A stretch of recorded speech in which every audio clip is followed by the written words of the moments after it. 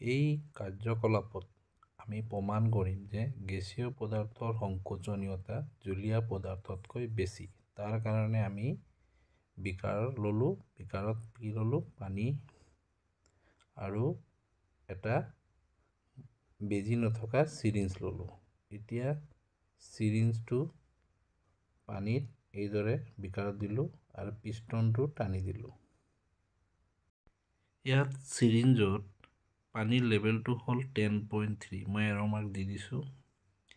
ইয়াৰ পিছত আমি চিৰিঞ্জৰ খোলা মুখটো এটা আঙুলিৰে চেপি ধৰিছোঁ আৰু পিষ্টনটো ঠেলি দিছোঁ।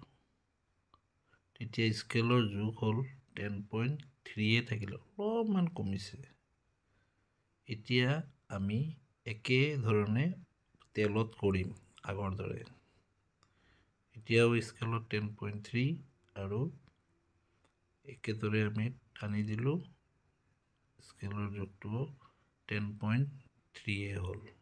অলপমান কমিছে, তাতে অলপমান স্লাইড মানে আঙুলিৰে চেপোতে অলপ পানী বা তেল ওলাই যাব।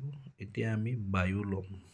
বায়ুটো খালী চিৰিঞ্জটো পিষ্টনটো ওপৰলৈ টানি দিলোঁ, তেতিয়া লেভেলটো হ'ল 10.3 আৰু এতিয়া আমি পিষ্টনটো তললৈ ঠেলি দিম। ঠেলি দিওঁতে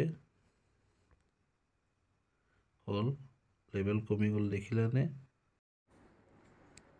লেভেলটো হ'ল 9.3, 10.3 পৰা 9.3। ইয়াৰ পৰা প্ৰমাণ হ'ল যে গেছীয় পদাৰ্থৰ সংকোচনীয়তা জলীয়তকৈ বেছি।